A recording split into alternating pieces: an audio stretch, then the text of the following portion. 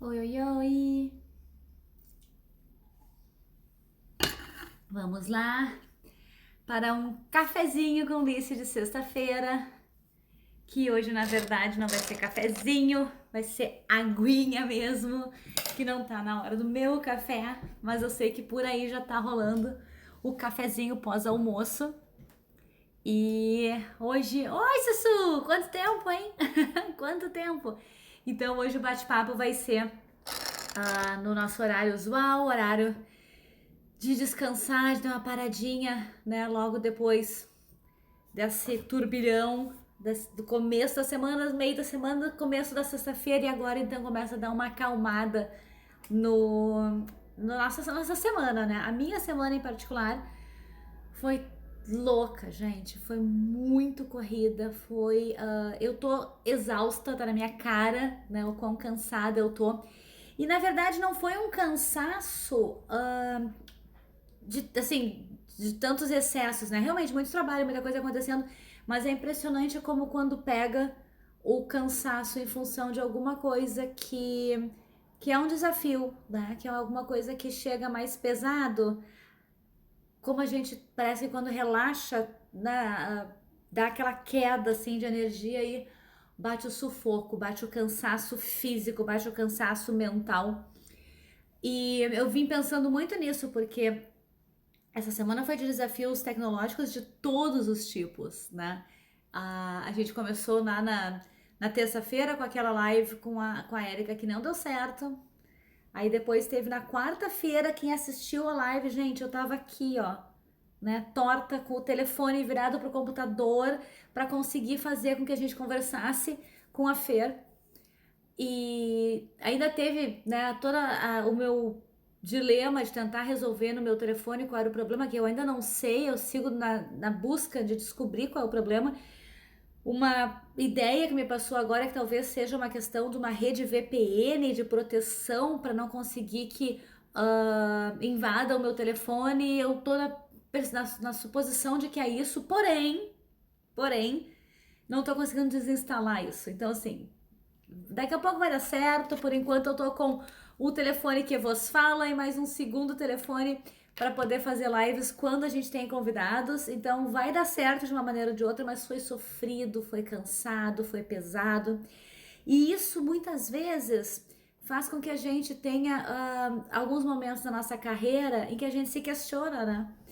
E essa semana toda foi os assuntos que eu trouxe para vocês foram assuntos tão positivos e ao mesmo tempo eu lidando com essa dificuldade, com essa certa negatividade, né? Com o ruim, com o pesado em paralelo. E esse contraste todo, né, da gente ter que lidar com coisas boas na vida e com coisas difíceis na vida. E daí vem aquele papo, vale, esse que, né, viagem, que consultoria de imagem é essa? O que você tá falando? É treinamento, é de positividade, é de vida, é de dificuldade, qual é que é? Vocês já perceberam o quanto as coisas impactam na nossa vida?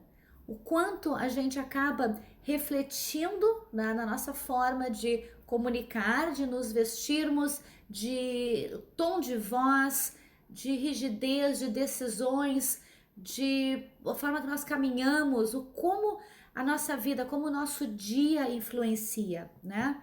Agora, por exemplo, eu acabei de me olhar e é incrível, porque como aqui a câmera ela fica mais focada, né? Ela não tá abrindo tanto. Aparece que eu tô tão escura, tão fechada, isso tá me incomodando, né? Então, assim, na verdade, tem que abrir para entrar mais luz, tem que entrar mais cor na gente. E eu, quando chego perto de vocês, fica muito mais o preto, o pesado. E aí, a minha vontade é de tirar esse preto todo daqui, porque é mais escuridão, é mais peso.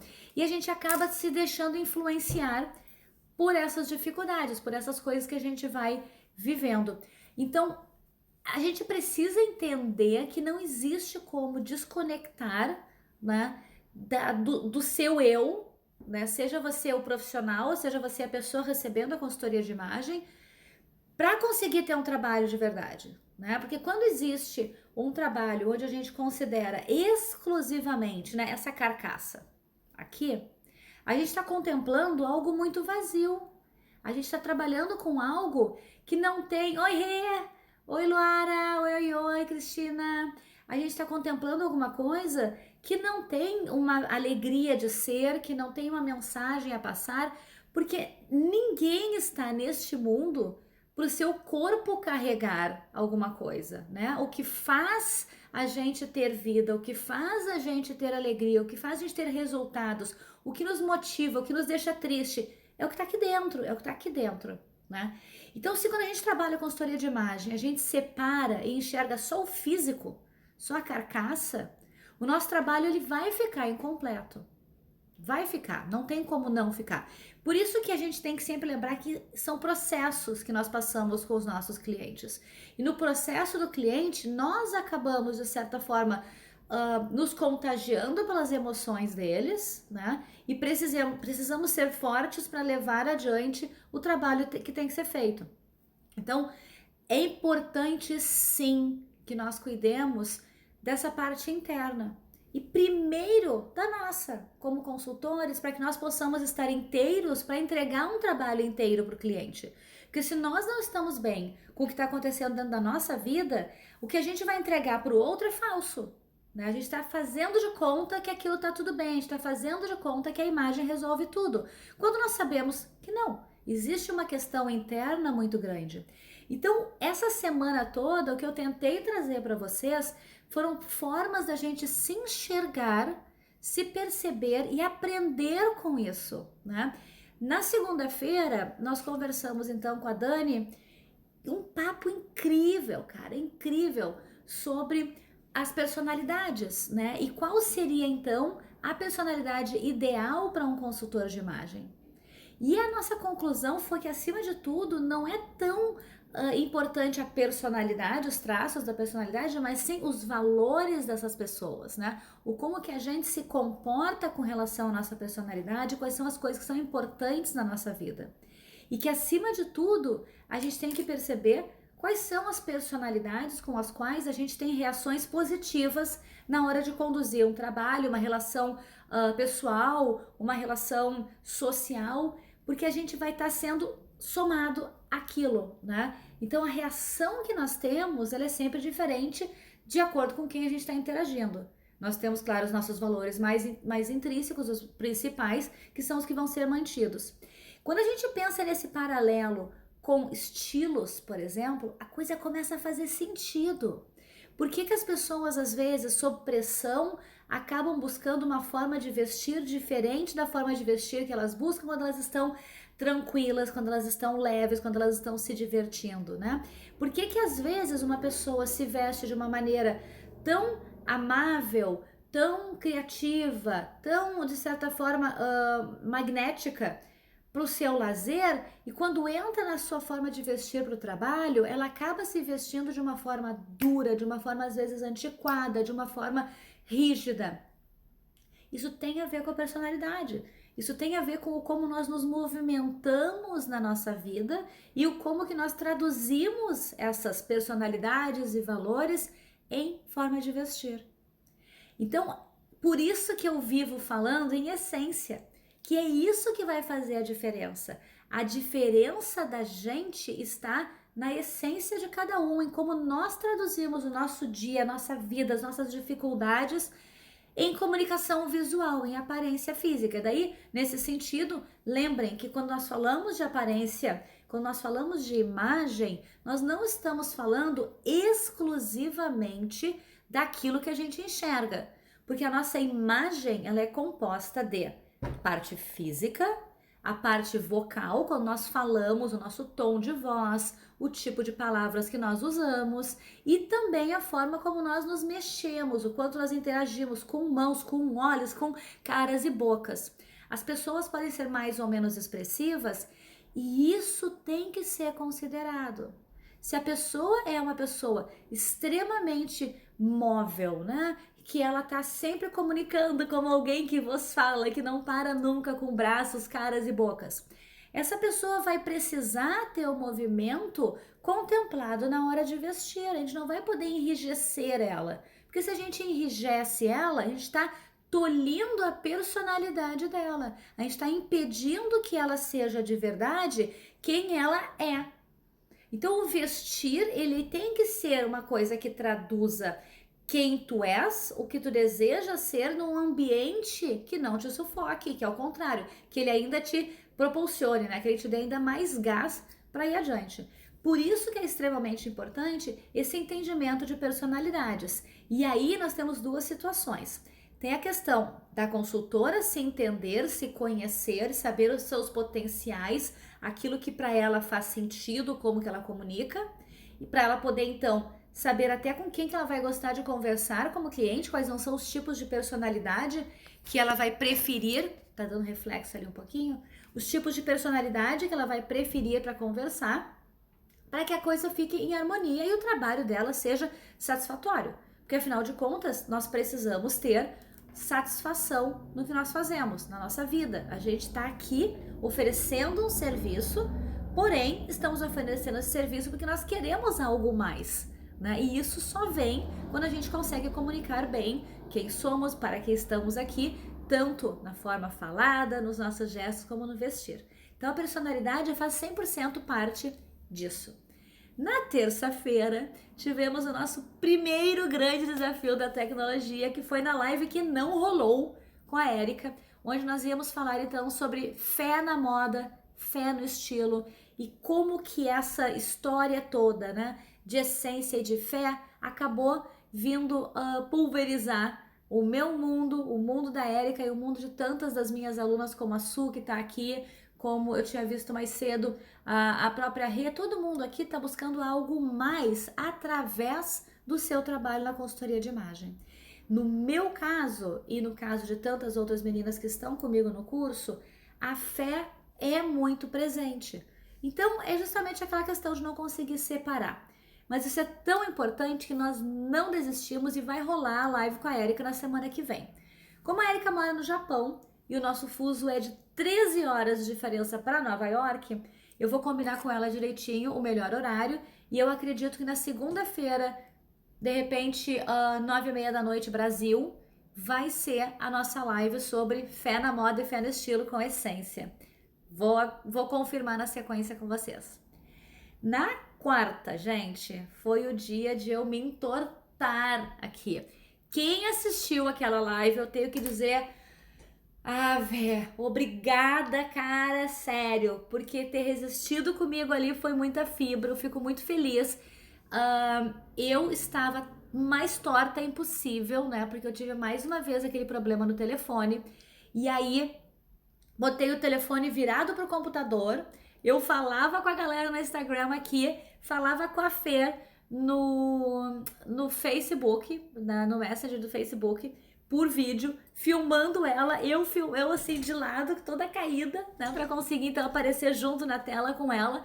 Teve um delay, assim, um tempo de espera muito grande entre o que eu falava e o que ela respondia, porque claro, né, pensem bem, olha todo o som viajando aí para chegar de um mecanismo para o outro, essa confusão toda. Bom, apesar de todos os pesares, apesar da minha dor no pescoço, apesar de vocês terem que ficar olhando para uma tela via tela, o papo fluiu e a gente conversou muito sobre a importância de um mentor na carreira.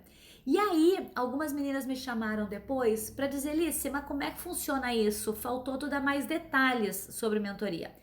Então, uma coisa muito importante que eu queria trazer hoje para fazer esse fechamento é que mentoria é algo que nós vamos sempre precisar na vida. Em determinados momentos, nós precisamos de mentoria para um assunto ou outro, né? E eu vou trazer agora um exemplo que não tem nada a ver com a nossa prática, mas, por exemplo, aqui nos Estados Unidos, e eu sei que no Brasil também isso tem virado uma prática, as meninas têm às vezes contratado mulheres que ajudam elas no período de amamentação, né? Então, eu não me lembro nem muito bem o nome da profissional que faz isso, mas ela é uma mentora de amamentação. Por quê? É uma fase nova, é uma fase que a gente tem que adaptar, tem que aprender coisas que nunca fez. E essa pessoa tem a experiência para fazer com que se passe por esse processo mais rapidamente, de uma maneira mais suave, mais amiga e com menos problemas. Então, o mentor, de certa forma, faz isso. E o mentor pode atuar em diversos segmentos, em diversas áreas, né, da carreira de uma consultora de imagem. Eu diria que No primeiro momento, uma das coisas mais importantes é uma mentoria das próprias habilidades. Porque o que existe quando a gente começa na carreira é insegurança. Estou fazendo a coisa certa? Este diagnóstico está correto? Essa sugestão faz sentido? Como que eu posso comunicar? Qual a melhor ferramenta para usar? E nada melhor do que ter alguém que te dê as mãos e vá junto contigo nesse processo. Isso é mentoria de habilidades da consultoria de imagem. Eu trabalho com este tipo de mentoria, sim. Tem também a mentoria para início, para montar, para organizar o teu projeto de trabalho. Quero começar a trabalhar, o que eu preciso? Quais os materiais? Como é que eu vou fazer os meus serviços? O que eu vou comunicar? O que eu vou comunicar para os meus clientes? Como que vai ser essa comunicação? Essa é outra mentoria também importante, que vai aparecer muito comumente no começo do trabalho também. Porém, eu sugiro que isso seja feito muito antes até de começar a atuar. Eu tenho algumas meninas que estão comigo agora que já estão fazendo esse tipo de mentoria. Elas não começaram a trabalhar ainda, mas a gente está sentando, enxergando as habilidades, o que elas gostam, o que elas não gostam, qual é a cidade que mora, qual é o tipo de público que gosta de atender, qual é o serviço que acha que vai ter mais facilidade, que vai preferir, como que vai querer se posicionar com o cliente. Esse trabalho inicial de organizar a sua prática, pode-se ter um mentor para fazer. Eu, particularmente, quando trabalho com esse tipo de mentoria, eu faço ela individualizada. Por quê? Porque a gente está tocando num ponto que é muito importante, que é a tua decisão estratégica, o como que tu queres fazer o teu trabalho, e isso a gente tem que entender que por mais que eu ame a minha amiga, ela ainda é minha concorrente. Então eu não faço isso em grupo. Mentoria para definir estratégias profissionais, eu faço individual. A mentoria de habilidades, ela pode ser em grupo, sim, porque uma aprende com a cliente da outra, com o aprendizado da outra. Então a gente cresce em comunidade. Outra mentoria, que é então a que a Fer dá, é a mentoria de mídias sociais, porque hoje em dia quem está fora do mundo virtual, quem está fora das mídias sociais, está fora do seu mercado, está fora de conseguir clientes, está fora do mundo, não está mais dentro de uma possibilidade de diálogo, de mostrar o seu trabalho e tudo mais. Então, o que a Fê faz é ajudar a galera a entender a sua mensagem e a colocar isso, né, nas mídias sociais de uma maneira que faça sentido para cada uma. Que é um trabalho bárbaro e que para muitas pessoas vem ou justamente no começo da carreira ou mais adiante quando percebe que a sua metodologia não está funcionando. Tem vários momentos, né, para se precisar desse tipo de mentoria. Acima de tudo, o que é importante lembrar é que ter alguém, eu escrevi um artigo sobre isso, vocês forem no meu blog, entra lá em brasilian.com, vai no blog, vai na lupa e coloca amigo interessado. Eu escrevi um artigo sobre isso. Ter essa pessoa que é um amigo interessado vai fazer com que a gente caminhe mais rápido, que a gente atinja objetivos com maior facilidade. Por quê?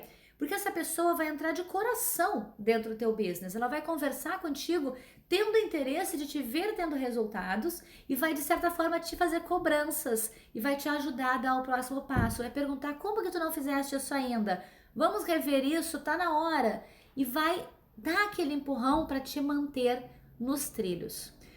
Quem trabalha sozinho, e muitas vezes o consultor de imagem, ele vai trabalhar no seu escritório sozinho, em casa sozinho, ou ele vai estar em contato diretamente apenas com o seu cliente, é uma vida muito isolada e a gente acaba não tendo tanta troca. Então, construir essa comunidade através de mentores e de pessoas parceiras é muito importante.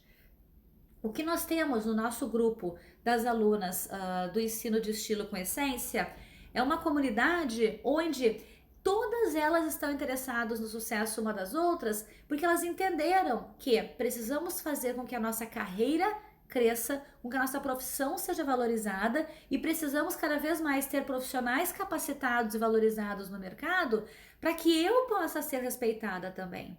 Porque é muito difícil separar o joio do trigo.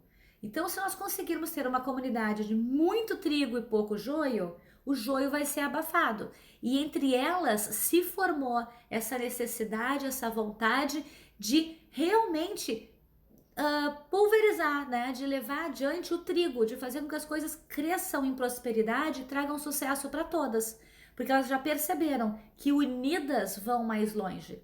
Então as minhas meninas, graças a Deus, elas são as minhas cisnezinhas, elas estão se juntando para saber mais, para crescer mais. Então estão se formando numa comunidade que eu tenho certeza absoluta que as outras alunas que vão entrar vão ser extremamente bem recebidas, porque elas já perceberam que quanto mais coisa boa, melhor fica. Então a gente está realmente construindo um mundo de uma consultoria de imagem que, como eu tenho dito sempre, veste almas. Nós não estamos mais falando de vestir corpos apenas, né?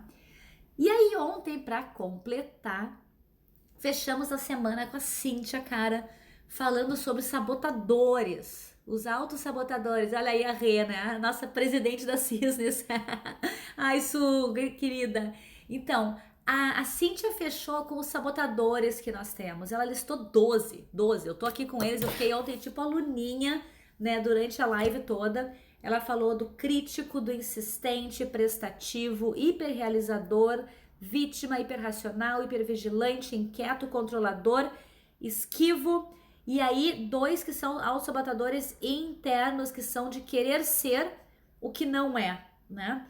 E eu vou direto aqui, só fazer referência a 3 que eu acho que são extremamente comuns nas consultoras de imagem, ou melhor, consultores de imagem e no cliente.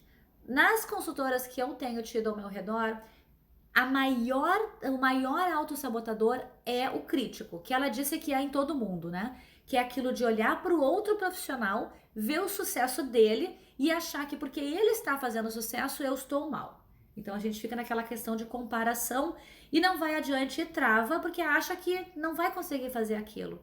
E a gente acaba esquecendo que tem tantas pessoas querendo coisas diferentes. Isso eu tenho falado muito para vocês aqui, que o mercado precisa de consultoras diferentes que ofereçam a consultoria de imagem com uma pegada que vai atender aquele público que não está sendo atendido ainda. Então, a gente tem que parar de olhar para o que está sendo feito e começar a olhar para o que eu posso fazer. Aonde está o espaço que eu vou poder fazer diferença agora? E agir neste espaço, especializar-se nessa condição e não fazer mais do mesmo. Tem muita gente fazendo mais do mesmo.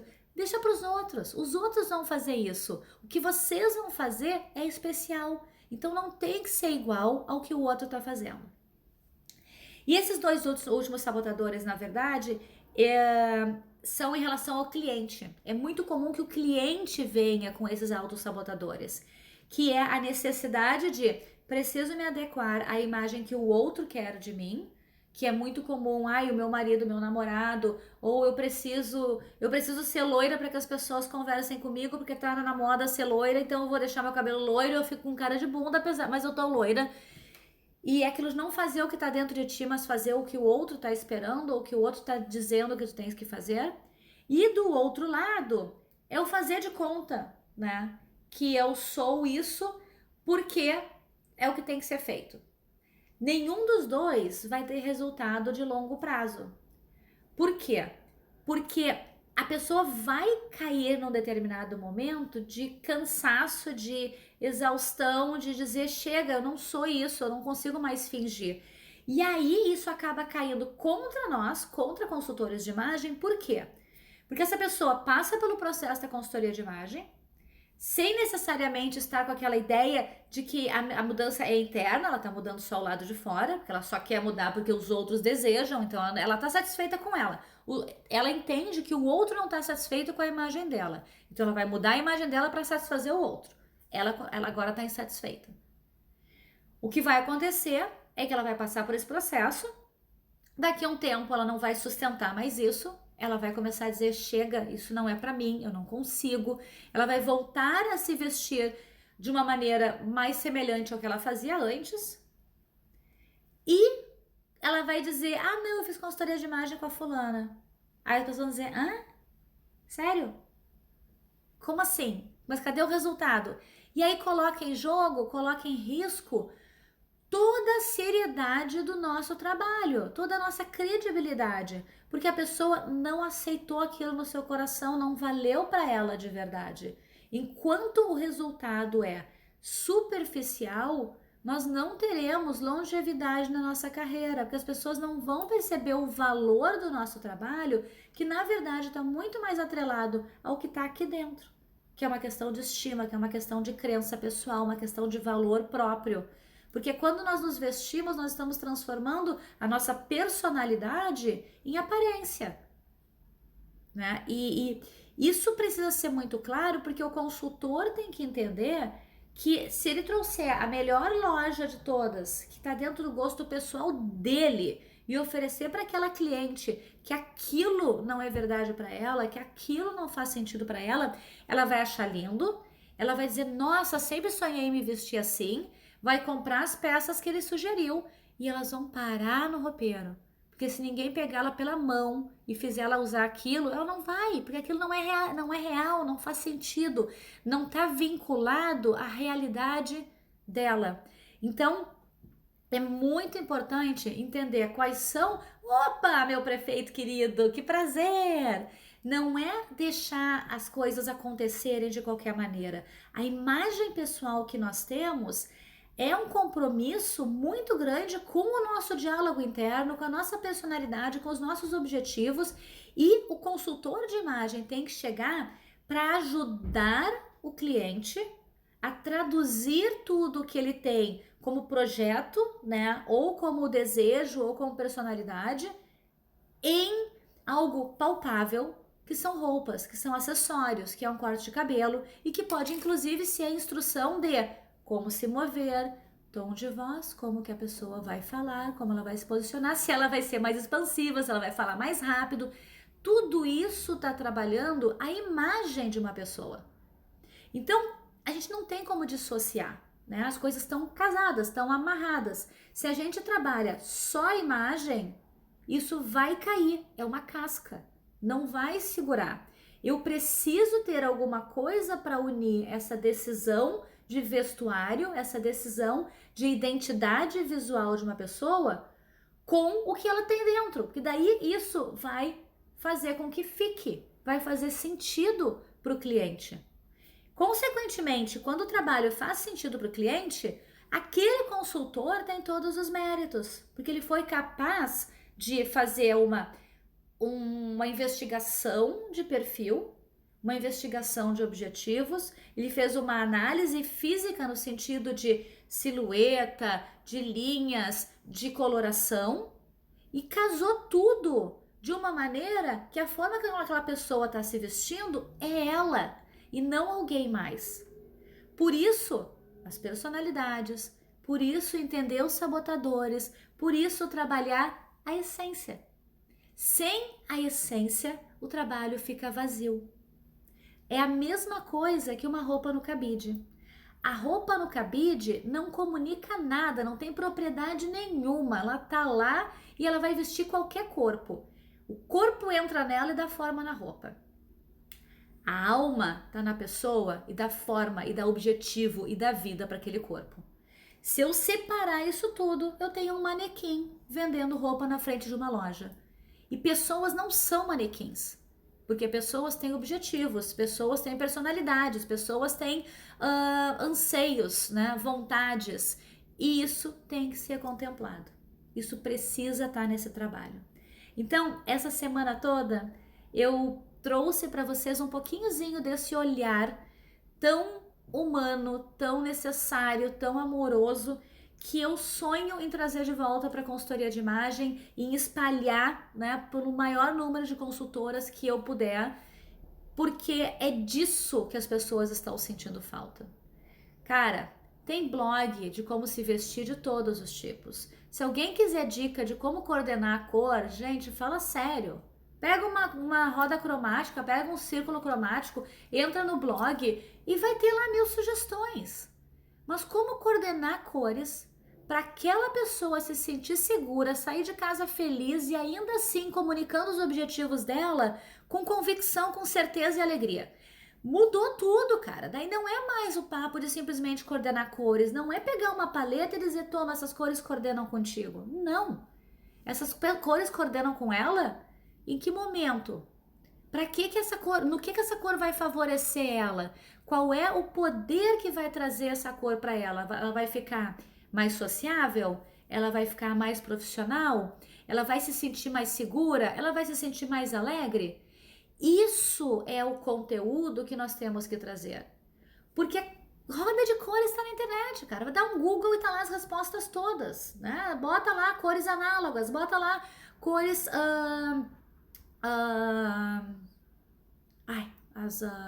as opostas.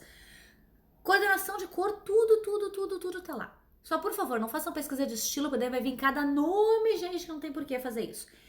É fácil. O que as pessoas não vão saber fazer é colocar aquilo dentro da vida delas fazendo sentido. Né? Eu vejo, por exemplo, muito na combinação, muitos posts agora eu tenho visto sobre a questão das cores análogas, né? Então pega lá e a pessoa coloca uma calça vermelha, uma blusa rosa e de repente, sei lá, uma echarp roxa. Qual é a personalidade que usa isso? Tá na moda? É tendência? Beleza. Qual é a coloração dessa pessoa? Ela tem contraste para usar esse tipo de cores? Qual é a luminosidade da pele dela? É aquela? Será que ela não tem uma pele mais tonal? Ela não tem uma pele mais com um pouquinho mais de cinza, talvez, para a gente usar então uma cor que seja mais opaca? Essas observações, blog não dá. Essas informações, imagem não dá. Ou se dá, a pessoa não tem consciência, não consegue fazer a tradução disso para ela e acaba achando que é simplesmente usar as cores que estão ali na roda cromática.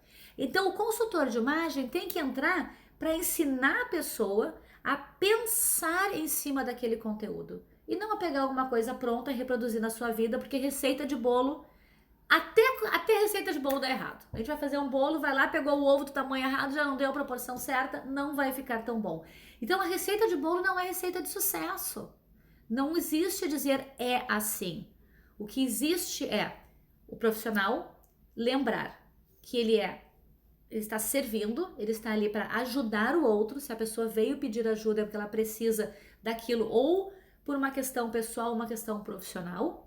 Então, oferecer aquele serviço, entendendo quem essa pessoa é, colaborando para o sucesso dela e sim, sendo coadjuvante. Consultor de imagem, consultor de estilo não é estrela, é coadjuvante. A estrela é o teu cliente quando ele fizer sucesso, porque tu deste para ele as melhores recomendações de vestir, comportamento, de imagem como um todo. Esse é o papel do consultor de imagem. Ser coadjuvante para o seu cliente brilhar. Vou deixar vocês aqui com essa frasezinha final. Um bom final de semana. Fiquem com Deus e tem live segunda. Acho que com a Érica falando sobre fé na moda e fé no estilo. Beijinho, fui!